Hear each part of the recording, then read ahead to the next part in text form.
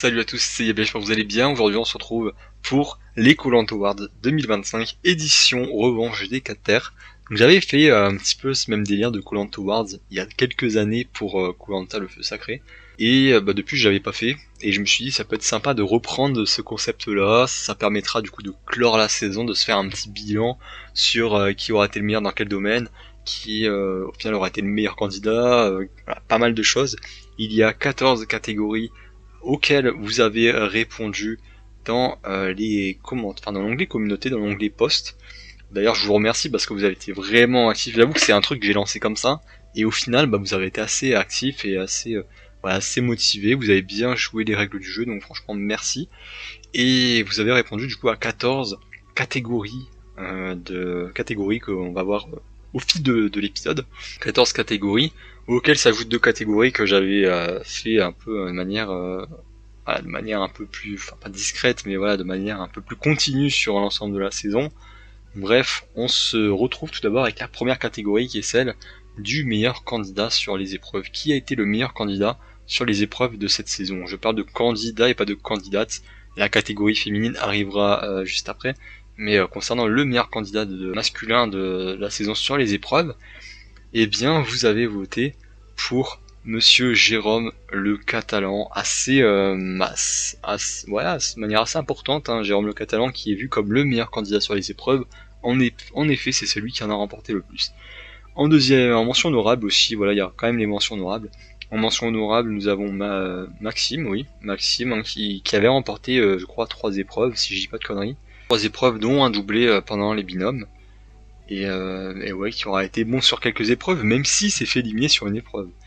Et ensuite, il y a Adrien, qui a été très bon sur les épreuves, notamment en partie en équipe. Adrien qui gagne le titre de meilleur candidat sur les épreuves. Après, ouais, c'est vraiment les 3 noms qui ressortaient majoritairement.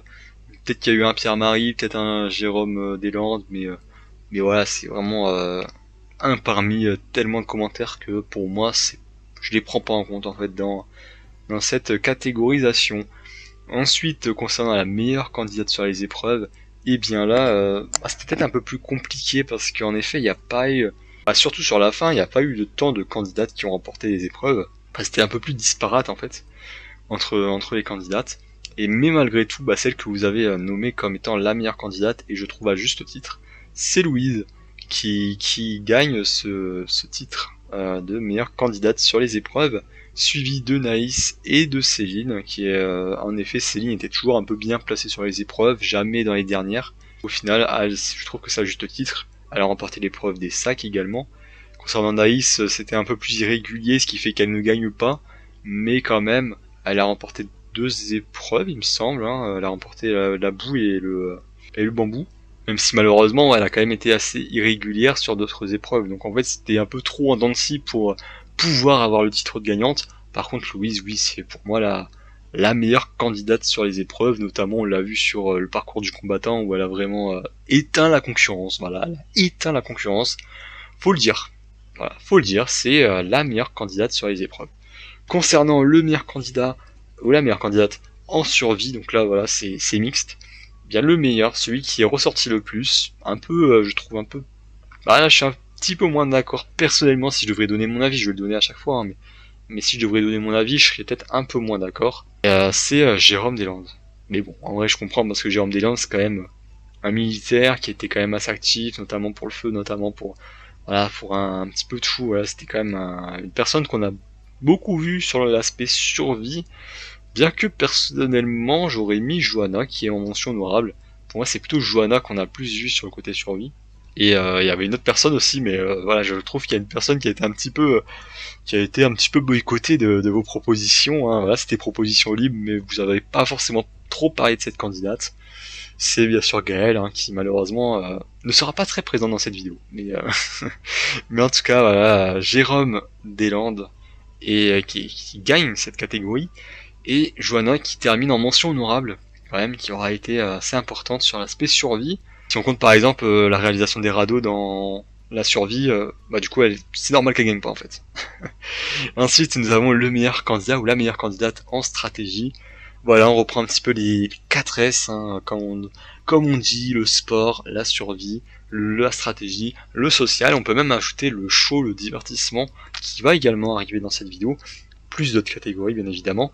Concernant le meilleur candidat en stratégie, eh bien vous avez élu, assez surprenamment, franchement là pour le coup je m'y attendais absolument pas à ce que ça soit lui qui gagne cette catégorie, vous avez élu Maël.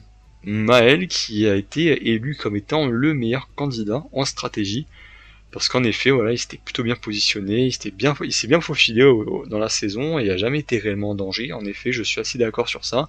Il n'a jamais pris de vote contre lui, à part un, je crois. Peut-être qu'il a pris un vote et encore, je suis même pas sûr. Non, je crois qu'il a pas pris de vote. Ouais, il a pas pris de vote. Maintenant, Maël, en vrai, qui en stratégie était plutôt bien placé et qui était vraiment bien placé dans son alliance, hein, pour le coup. Bien que pour moi, c'est un peu de la stratégie trop discrète pour vraiment, selon moi, mériter de gagner. Après, c'est vrai qu'il n'y a pas de gros stratèges dans cette saison. On peut mentionner Jérôme le Catalan avec du coup le coup de bluff à la fin où il a plutôt bien joué. Johanna qui était un petit peu la tête pensante de l'alliance Nord-Sud et qui faisait un petit peu des stratégies à droite à gauche, faut le dire. Et Maxime, hein, qui, quand il est revenu, a fait ses petites stratégies, a un petit peu été au milieu de toutes les stratégies, donc en effet, je comprends totalement. Alors Maël, le fait qu'il gagne, c'est pas choquant, voilà, je suis quand même un petit peu surpris parce que je ne pensais pas que vous reconnaissiez Maël comme étant un bon stratège. Mais c'est vrai qu'il n'y a pas de gros stratèges dans cette saison, même un Jérôme, même une Johanna, en vrai c'est pas des énormes stratèges. Il y a aussi Andrea qui a été un petit peu cité, mais quand même à moindre mesure.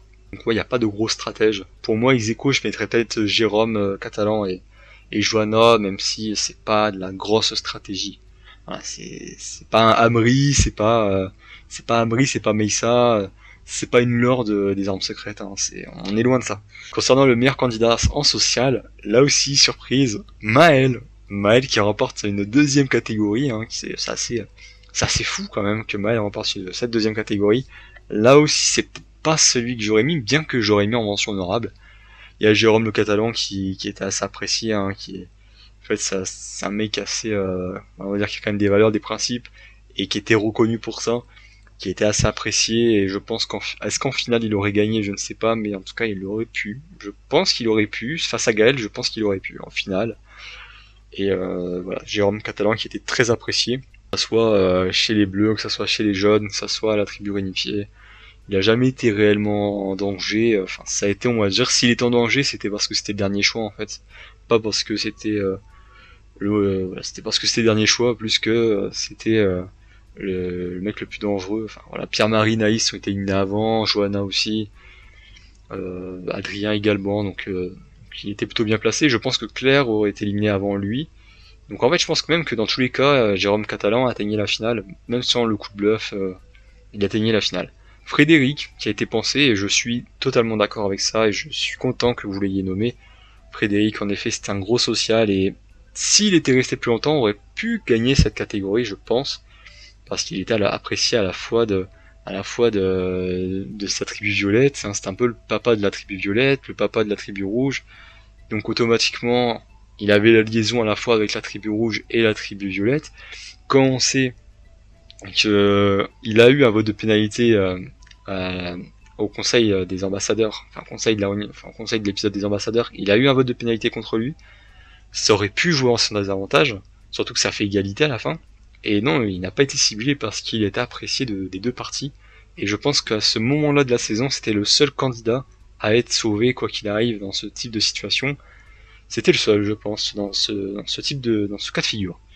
Et Jérôme Deslandes, qui était très apprécié là aussi, hein. Il y avait cette double casquette à la fois dans l'alliance Est-Ouest, à la fois proche de la tribu jaune, qui faisait qu'il était extrêmement bien placé et qui gagnait face à n'importe qui en finale. Donc personnellement, j'aurais peut-être mis Jérôme Deslandes en tant que meilleur candidat social, bien que Frédéric aurait pu mériter cette place s'il était resté plus longtemps, et bien que en vrai je trouve que les quatre là sont en effet ceux qui ont eu le meilleur jeu social de la saison. Maintenant concernant le divertissement, eh bien il y a des gros profils quand même divertissement, et il y en a 5, enfin il y en a un qui gagne et 4 quand même qui sont mention honorable. Le gagnant c'est Maxime, sans surprise, hein, c'est le mec qui faisait un petit peu le divertissement, c'est le gars qu'on a le plus vu à l'écran d'ailleurs de la saison. Avant même des Jérôme Catalan, avant même des Gaël, voilà, c'est lui qu'on a vu le plus.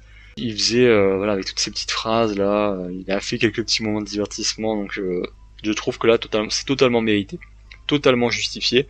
Ensuite, en deuxième position, c'est Adrien, qui est là aussi en vrai, qui disait vraiment le divertissement. C'est un très bon candidat télévisuel. Andrea aussi, qui a été, en vrai, Andrea a été quand même pas mal présente dans les catégories. Elle a été nommée quand même quelques fois. Et même en vrai, sur le plan sportif, hein, Andrea a été nommée comme étant sur les épreuves de puzzle, peut-être la meilleure candidate de la saison. On n'en a pas vu assez pour qu'elle mérite d'être présente, mais en tout cas, elle a été nommée également. Et concernant du coup le divertissement, Andrea a été nommée.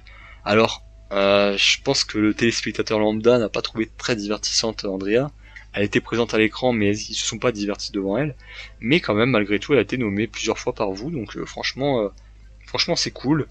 Naïs aussi qui a été nommée assez logiquement. C'est vrai qu'elle avait ses petites punchlines aussi. Elle avait un caractère assez trempé, voilà, un caractère marseillais, hein, donc voilà, qui a une façon de parler en vrai qui la rend assez divertissante de base. Et en effet, je trouve qu'elle est très divertissante. Elle est dans le top 3 de la saison. Et Johanna, divertissante parce qu'on la voyait quand même pas mal à l'écran et parce que suite à son élimination, la saison est devenue chiante à mourir. Donc totalement compréhensible qu'elle soit dans les mentions honorables. Maintenant, alors ça c'est deux catégories où vous avez répondu au fil de la saison, hein, mais j'avais pas fait des sondages ce week-end par rapport à ça. Concernant le meilleur et le pire épisode de la saison. Le meilleur épisode de la saison, eh bien selon vous, et selon moi aussi, hein, je suis totalement d'accord avec ça, c'est l'épisode 10. Épisode 10 qui a eu une note exceptionnelle de 9,25 sur 10. C'est excellent, vraiment c'était un excellent épisode et qui écrase tous les autres épisodes sur son passage. Ensuite les deux épisodes suivants, c'est épisode 5 et épisode 6, avec 7,78 et 7,49 sur 10, c'est un petit peu en dessous mais quand même c'est pas mal.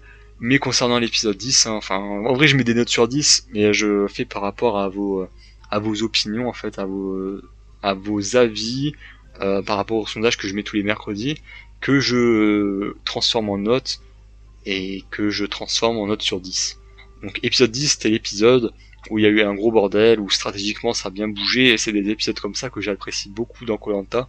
C'est l'épisode où Frédéric se blesse, où Maxime revient, ce qui chamboule les stratégies, où il y a l'épreuve éliminatoire, où Jessica est éliminée, où Louise se fait éliminer. En vrai c'était vraiment un bon épisode. Bon épisode, bien que selon moi cet épisode-là représente le début de la fin de la saison. Même si c'est le meilleur épisode, on s'en est peut-être pas rendu compte à ce moment-là, mais c'est cet épisode-là en vrai qui va faire en sorte que la saison malheureusement dégringole petit à petit. Et ouais, en fait il y a un côté positif à cet épisode, mais aussi un côté un peu négatif. Malgré tout, sur le moment j'avais adoré l'épisode et en vrai je trouve que c'est un épisode. En fait, s'il y avait que des épisodes comme ça dans Koh Lanta, eh bien ça serait, ça serait une saison exceptionnelle. Hein. Faut le dire, malheureusement c'est qu'un épisode parmi beaucoup. Et après quand tu vois que le deuxième épisode c'est 7,78 sur 10, ça fait mal. Voilà, c'est un petit peu en dessous. Épisode 5 et épisode 6, hein, c'est les épisodes. Épisode 5 c'est l'épisode du swap, donc un épisode qui était vraiment sympathique. Épisode 6 c'est un épisode où il y a eu pas mal de stratégies, où Andrea a joué son collier d'immunité et qui a provoqué la chute de Pauline. De Pauline, ouais. Donc oui, deux bons épisodes et pour moi je suis assez d'accord avec vous sur ce top 3. Concernant le pire épisode, et là c'est assez largement que le pire épisode, c'est l'épisode 13. C'est l'épisode coupé en deux, la première partie. 4,37 sur 10. Waouh, c'est terrible. C'est terrible, mais quand j'ai vu les notes, je me suis dit, bah ouais, c'est logique. C'est logique, pour moi, c'était un mauvais épisode. Et c'est dommage parce que la suite, du coup, épisode 14, c'est la seconde partie de cet épisode-là, est à 5,36 sur 10. Donc, même si t'additionnes les deux épisodes, t'as 9, t'as même pas 10, en fait, t'as même pas 10 sur 10 si t'additionnes les deux. Et c'est dommage parce que je pense qu'un épisode, si cet épisode-là n'avait pas été scindé en deux, je pense qu'on aurait eu un vraiment bon épisode et peut-être qu'il aurait été dans le top 3. Malheureusement, c'est dans le flop 3, hein, c'est l'inverse. Ensuite, l'épisode 15, qui a été à 5,69. Donc je suis un petit peu surpris, mais je pense qu'il y a plus un ras-le-bol de la fin de saison qui fait que cet épisode-là n'a pas été apprécié. Mais c'est pas forcément l'épisode qui a pas été apprécié, c'est le fait qu'en plus c'était le moment du coup de bluff, donc il y a eu un roll-ball, je pense, par rapport à la saison qui était trop longue sur la fin, par rapport au fait qu'ils en parlent tellement du coup de bluff, par rapport au fait que le casting à la fin était pas si exceptionnel que ça, et que nos espoirs reposaient sur Claire et Jérôme, enfin surtout Jérôme en vrai. Donc oui, je comprends là aussi, même si je trouve que c'est un peu dommage quand même que la fin de saison du coup est mauvaise, et je prends pas en compte l'épisode 17, mais sûrement que l'épisode 17, celui qu'on a eu mercredi, enfin celui qu'on a eu mardi, et enfin, et dans ce top 3, et prendrait la place du coup d'un des 3 épisodes. Maintenant, concernant la surprise de la saison, on retourne au candidat. Voilà, là on a fait une petite aparté épisode concernant le candidat surprise de la saison. Et bien la surprise, c'est Jérôme le Catalan. Alors personnellement, sur le côté surprise, j'aurais... Alors bon, en vrai, j'avais mal noté Jérôme le Catalan. Mais pour moi, la vraie surprise de la saison, c'est Naïs. Naïs est en mention honorable. Elle est deuxième, c'est la deuxième qui a eu le plus de likes, mais oui, j'aurais plutôt mis Naïs personnellement. Alors que Jérôme le Catalan, voilà, en fait, alors sur la fin, il était surprenant, mais en fait, c'est surprenant sur certains aspects, alors que Naïs, pour moi, était surprenante sur un bon nombre d'aspects. Donc j'aurais peut-être mis Naïs en gagnante, même si c'est pas choquant, c'est pas choquant que Jérôme soit présent.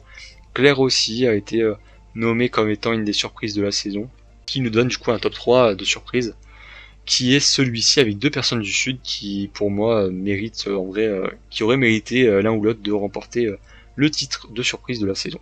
Concernant le flop de la saison, là ça me fait mal à mon cœur parce que le flop de la saison, c'est Mohamed. Alors moi, si je devais choisir, là j'aurais mis Mehdi quand même, parce que Mehdi, pour le coup, je trouve que c'est un vrai flop. Il a rien montré, il a rien prouvé sur cette saison. Même en épreuve, il a été un flop. Voilà, il a été un flop sur un bon nombre d'aspects, même si malheureusement, voilà, c'est pas vraiment, enfin voilà, il est abandonné, hein, c'est sûr, mais d'après ce que j'ai compris, ouais, il avait pas trop la tête à koh à ce moment-là, il avait appris des mauvaises nouvelles, et quand t'arrives dans koh et que t'es pas à 100% focus dans koh tu te payes cash, et Mehdi malheureusement l'a payé cash. Mohamed, bon, sa sortie était un peu un abandon déguisé. Donc oui, voilà, je comprends qu'il soit en flop. Après, je trouve quand même que chez les violets, il avait prouvé quelques trucs qui faisaient que j'aurais peut-être interverti Mehdi et Mohamed concernant le titre de flop de la saison. Pour moi, Mehdi est un des pires candidats de koh alors que Mohamed a prouvé quelques trucs qui font que bon, il est pas dans les meilleurs, loin de là. Il est pas même pas dans la première partie du classement, mais il est pas tout en bas. En vrai, il a quand même montré quelques petites qualités. Donc voilà. Et concernant Benoît, eh bien ouais, Benoît, un petit flop. Moi personnellement, je m'attendais pas grand chose de lui. Enfin voilà, j'avais pas un énorme feeling sur son portrait, donc au final, je suis pas tant surpris que ça. Même si je peux comprendre que ça soit un flop pour certains, parce que certains pouvaient avoir des attentes. Moi, j'avais pas tant d'attentes que ça. Par rapport à Mehdi que j'avais mis 4ème de mes pronostics, voilà, là par contre c'est un vrai flop. Le candidat parti trop tôt, bon bah là il y a quand même quelques candidats qui ont été nommés. Donc il y a Alan. Voilà, bon bah Alan logiquement c'est l'abandon médical du début de saison, gros potentiel, qui avait l'air très apprécié de sa tribu. Donc oui, candidat qui est parti trop tôt, qui aurait pu aller loin, qui aurait pu au moins représenter le Nord sur sur le casting masculin, parce que le casting masculin du Nord n'a pas prouvé grand chose malheureusement. Ouais, dommage. Je pense qu'il aurait vraiment pu valoir quelque chose d'assez intéressant. Je ne sais pas comment il aurait joué, mais en tout cas, il avait un bon jeu social et sur le camp, il était très apprécié et il était vraiment bon sur les épreuves. Donc c'est assez dommage pour lui. Concernant, après il y a Christian, mention honorable. Christophe pour Maxime, mais Christian pour nous. Alors Christian, ouais, bah en vrai c'est dommage. En fait Christian c'est dommage parce que pour moi c'était en termes de doyen de 63 ans, tu peux pas faire mieux que ça. Donc c'est-à-dire que si Christian n'a pas réussi en tant que doyen de 63 ans à s'en sortir, je pense que malheureusement il n'y a aucun doyen de 63 ans hors mécanique de saison spécifique qui peut s'en sortir. C'est un peu cruel, c'est un peu dur, mais en fait pour moi il avait de très bonnes qualités et le fait qu'il n'ait pas réussi à au moins passer le premier conseil de sa tribu, c'est dommage, c'est triste, surtout que je pense il en avait à revendre. Donc ouais, un petit peu dommage. Ça avait l'air d'être vraiment un candidat assez sympathique. C'était pas mal son duo avec Maxime, mais malheureusement parti trop tôt. Voilà, parti trop tôt, je trouve, et je suis totalement d'accord avec ça. Ensuite, profil un peu similaire, hein, c'est Adrien et Frédéric qui sont partis en début de réunification. Bon, Adrien, en vrai, il aurait pu partir encore plus tôt que ça, donc on va se satisfaire de ce qu'il a fait comme aventure. Voilà, il a quand même atteint la réunification. J'ai failli dire qu'il a atteint le jury final, mais il a pas été dans le jury final, donc non en fait. Mais il aurait pu partir tellement plus tôt qu'au final, moi personnellement, je me réjouis quand même qu'il a atteint la réunification. Et concernant Frédéric, au moins voilà, il avait une autoroute pour aller en finale. Ou en tout cas pour être vraiment proche de la finale. Après, il y a des épreuves éliminatoires qui peuvent faire que, mais pour moi, il était très bien placé. Et c'est vrai que l'abandon médical, là, il est assez cruel. Deux personnes du Nord qui subissent un abandon médical, c'est assez terrible. Et un abandon déguisé, donc c'est vraiment terrible pour le Nord. Maintenant, on va parler du diesel de la saison, le candidat qui a commencé vraiment lentement la saison et qui s'est révélé au fil de la saison pour à la fin devenir le MVP de la saison. Bon, pas de surprise. Voilà, c'est en vrai la catégorie, j'avais déjà en tête, mais c'est vrai qu'elle a été très clairement. Enfin voilà, ça correspond totalement à Jérôme Le Catalan. Donc j'ai eu que des réponses Jérôme Le Catalan dans les commentaires et à juste titre, parce que pour moi le titre lui revient assez largement. Pas non plus épilogué de fou, hein, voilà, vous avez compris un petit peu en quoi c'est un diesel. Jérôme Le Catalan, qui était dans un premier temps pas forcément le premier au premier plan de la tribu du Sud, même dans la tribu des jaunes, mais au final, au fil des éliminations de ses alliés, bah, il a pris de l'importance, jusqu'à notamment la réalisation du plus gros coup de l'œuvre de l'histoire, selon Denis Brognard. Donc, et à la fin, voilà, c'était vraiment le favori d'un bon nombre de téléspectateurs, donc franchement, ouais, moi je trouve que il mérite totalement le titre. Et c'est pour moi la catégorie où le gagnant est le plus indéniable. Non, bon, là on va rentrer dans le cœur du sujet, le meilleur homme et la meilleure femme de la saison, mais on commence avec le meilleur homme. On n'est pas très galant ici malheureusement, je suis désolé pour vous les filles, mais pas très galant sur cette vidéo, je l'avoue.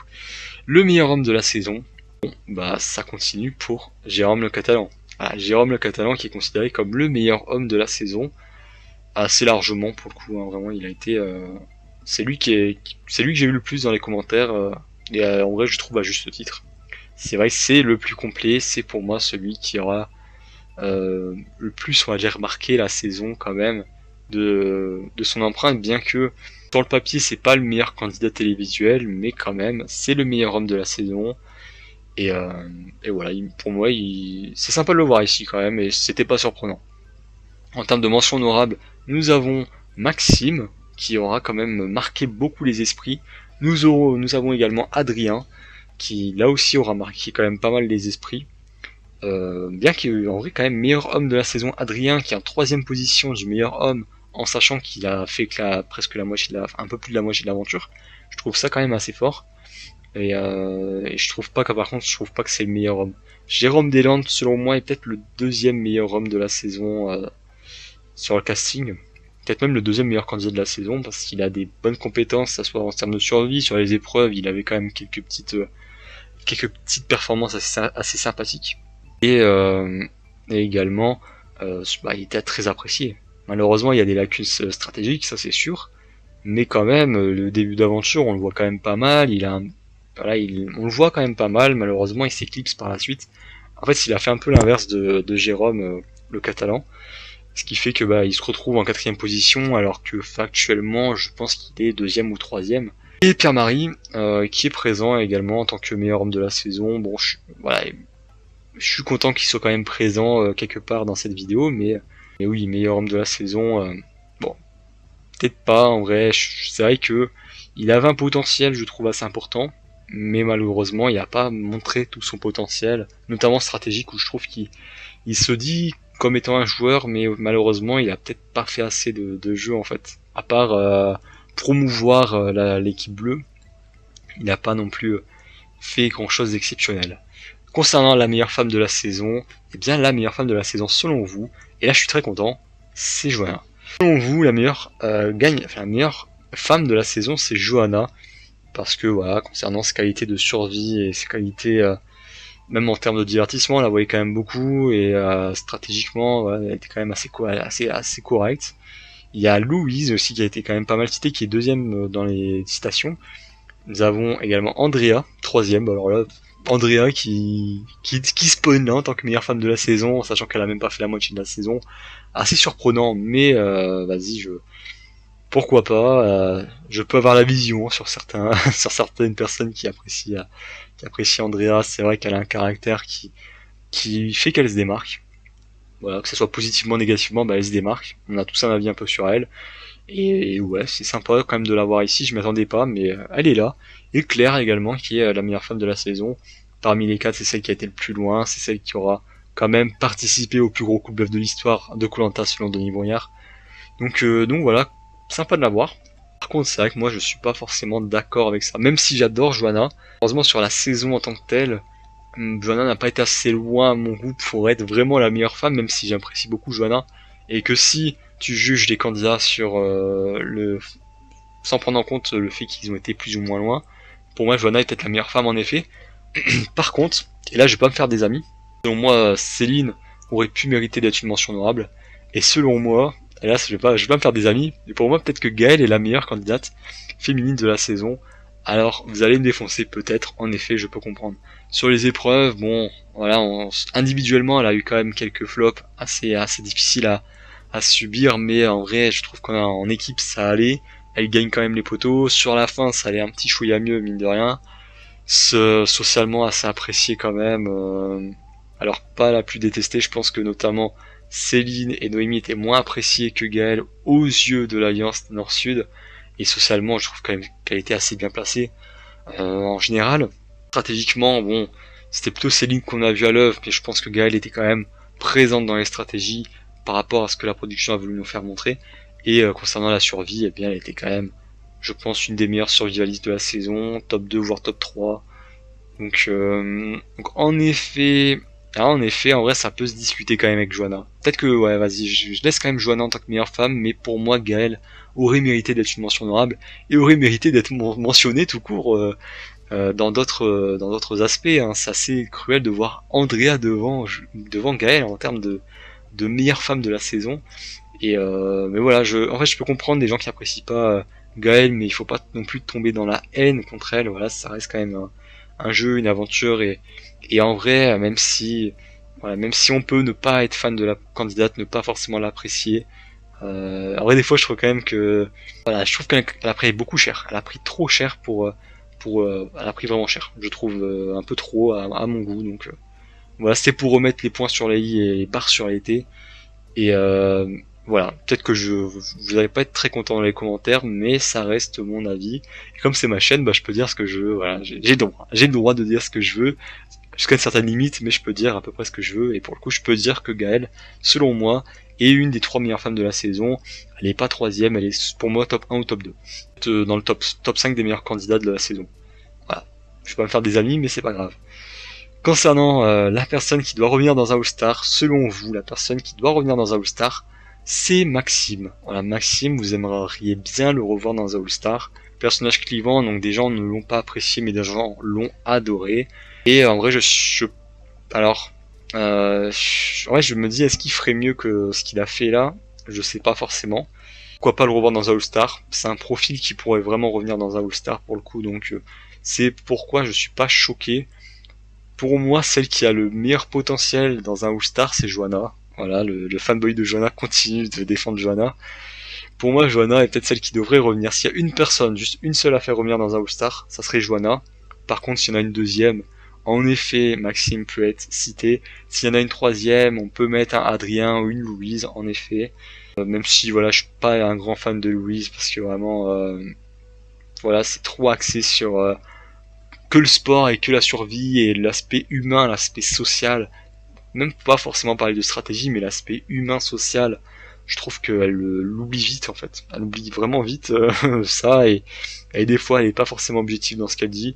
Malgré tout, je serais pas choqué qu'elle revienne dans un All-Star. C'est vrai qu'elle a un peu un profil à Sam en fait. On dirait un peu une Sam version 2025. Et comme Sam est revenu, bah pourquoi pas revoir Louise. Après Naïs aussi a été citée dans les mentions honorables. Et en vrai, pourquoi pas, même si je doute du fait qu'elle aille très loin dans l'aventure. Mais c'est vrai que ça serait sympa de la revoir. C'est une candidate divertissante. Et le point commun quand même entre la liste des candidats qui doivent revenir dans un All-Star et la catégorie divertissement, c'est qu'on retrouve un grand nombre de candidats qui étaient dans le divertissement, ce qui prouve que ce que vous voulez, vous, c'est du divertissement. Voilà. Et je suis d'accord avec ça. Pour moi, il faut faire revenir quand même beaucoup de profils très divertissement et télévisuellement parlant, très intéressant. Et pour le coup, bon, à part Louise qui n'est pas vraiment, voilà, qui en termes de divertissement c'est un peu limite, bah les 4 autres sont très clairement divertissants.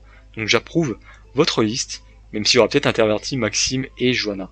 Maintenant, concernant le plus beau move de la saison, et c'est la dernière catégorie, le meilleur move, le meilleur beau move, j'ai écrit, voilà, je sais pas, parler français, moi, pas parler français. Le meilleur beau move de la saison, du coup, c'est Jérôme de l'Ouest, avec son poignard. C'est en tout cas celui qui a gagné cette catégorie. Alors oui, en effet, je comprends, en vrai, le fait de faire semblant d'avoir eu un poignard pour faire partir la personne de sa zone, je trouve que c'est une excellente idée. Malheureusement, ça lui a pas trop servi et en fait, le fait que Maël trouve le poignard à peu près en même temps, bah ça gâche un petit peu le truc. C'est-à-dire que si Maël galérait avec son poignard, bah Gaëlle elle serait venue et elle serait restée beaucoup plus longtemps et Jérôme aurait eu beaucoup plus de temps pour agir. Donc en vrai, je comprends qu'il soit le gagnant. C'est un très beau move en effet, qui n'a pas eu de réussite malheureusement, mais oui, très beau move. Ensuite, il y a le collier de Andrea. Et ce qui me fait rire, c'est que le plus gros coup de bluff de l'histoire de Koh-Lanta, il est même pas top 3 à vos yeux, il est pas top 3. Et c'est ça qui est terrible. Non, Andrea, du coup, avec son collier, elle a sorti Pauline, je trouve quand même que c'était pas mal, même si... Ah ouais, c'était pas mal quand même. C'était pas mal, je trouve. C'était quand même un bon coup de collier, même si c'est un coup de collier classique en fait. Mais c'est vrai que ça a surpris quand même pas mal de monde. Donc bien joué d'Andrea. Et Maxime le serpent qui revient après s'être fait trahir et qui va se venger dans un premier temps de Louise, puis dans un second temps de Pierre-Marie. Là aussi, je trouve quand même que, alors en effet, j'étais un petit peu réticent, mais je me dis, est-ce qu'il y avait beaucoup mieux à faire que ça? En vrai, je pense pas. Et dans tous les cas, il serait fait sortir à cette épreuve éliminatoire, donc au final, bon bah Maxime, je trouve quand même qu'il a plutôt bien joué avec ça, voilà, le fait d'aller un petit peu à droite à gauche et d'être au milieu des stratégies pendant 3 épisodes, c'est quand même assez fort. Et bah concernant le fameux coup de bluff de Claire et de Jérôme, il est pas top 3 à vos yeux, c'est un peu dur, un peu cruel je trouve quand même. Il aurait peut-être mérité un petit peu mieux, voilà. Mais c'est vrai qu'ils en ont tellement fait qu'au final, je peux comprendre que vous soyez dégoûté de ce coup de bluff. Ils ont tellement parlé de ça qu'au final, bon bah t'es un petit peu déçu à la fin parce que c'était survendu. Je vais pas en reparler du coup de bluff parce qu'on en a parlé en long, en large, en travers. Maintenant, concernant le bilan des Koh-Lanta Awards, la personne qui a eu le plus de récompenses, eh bien c'est Jérôme. Jérôme le Catalan qui a remporté 4 catégories, ce qui est franchement beaucoup. Il a fini 2 fois en tant que mention honorable aussi, donc c'est vraiment pas mal pour Jérôme le Catalan. Maxime, deuxième, il a remporté 2 catégories, il a fini 4 fois en mention honorable, vraiment beaucoup. Donc voilà, Maxime, pas mal également. Ensuite, nous avons Jérôme Deslandes. Jérôme Deslandes qui a remporté 2 catégories et qui a fini 2 fois en mention honorable. Maël qui a remporté 2 catégories mais qui n'a par contre figuré dans aucune mention honorable, donc assez marrant quand même, qui remporte à la fois le côté stratège et le côté social, mais qui n'est pas considéré comme étant le meilleur candidat de la saison. C'est assez comique quand même. Johanna qui remporte une catégorie, celle de la meilleure femme de la saison, puis elle est 4 fois en mention honorable, donc elle a quand même été assez importante mine de rien dans la saison. Et concernant Louise, une victoire, celle de la meilleure femme sur les épreuves, et 2 mentions honorables, notamment sur le fait qu'elle doit revenir et sur le fait qu'elle est une des meilleures femmes de la saison. Voici en tout cas dans la saison, bon il manque par exemple une Naïs ou un Adrien qui ont été quand même pas mal de fois mention honorable mais qui n'ont pas gagné de catégorie. Mais dans l'ensemble, c'est un petit peu les 6 candidats qu'on va peut-être retenir le plus de la saison. Bon en vrai Maël je pense pas, mais des candidats à retenir de la saison, on va quand même retenir Maxime, on va retenir Jérôme le Catalan, Jérôme Deslandes quand même, Johanna, Louise dans une moindre mesure, Maël peut-être un peu moins quand même, faut être honnête. Adrien on va peut-être le retenir, Naïs on va retenir un petit peu voilà ces petites punchlines. Donc voilà un petit peu pour le bilan des Koh-Lanta Awards et le bilan de cette saison. C'est ainsi que se clôt le chapitre Koh-Lanta la revanche des 4 terres, cette chaîne. J'espère qu'en tout cas ça vous aura plu. de suivre toutes ces vidéos. Là, il y a beaucoup de vidéos, je pense qu'il y en a genre presque 15-20 sur cette saison, et ça a été un vrai plaisir de faire ça, et je vais essayer d'avoir le même investissement sur la prochaine saison. Franchement, je vous dis, ça m'a fait vraiment plaisir de le faire. Au début, j'ai lancé ça un peu sur un coup de tête, où je me suis dit ça peut être pas mal de parler un petit peu des aspects stratégiques de la saison, et au final, voilà, j'ai vraiment bien apprécié faire les débriefs, même si des fois c'était chiant, notamment à la fin, où c'était plus si intéressant que ça, parce qu'il y avait des épisodes coupés en deux à foison. Mais quand même, toutes ces vidéos-là, également mes théories, les Call Wars, du coup, j'avais fait ça en 2023, et ça me fait plaisir de refaire ça en 2025. Donc voilà, franchement, je suis très content de cette saison. D'ailleurs, voilà, il y a eu beaucoup d'engouement pour cette saison. Enfin, sur ma chaîne, il y a eu beaucoup d'engouement, donc vraiment merci beaucoup. On va reprendre un rythme un peu plus normal, avec des vidéos le dimanche, quelques fois le jeudi, sur des vidéos à thème. Voilà, je vais essayer de sortir, je vais essayer d'être actif quand même, de mettre des vidéos le jeudi. J'ai pas mal de vidéos en tête, donc vous inquiétez pas, jusqu'à la prochaine saison, j'aurai des choses à faire sur cette chaîne. Merci d'avoir regardé cette vidéo ainsi que toutes les vidéos sur la revanche des 4 terres. C'était Yabei, salut.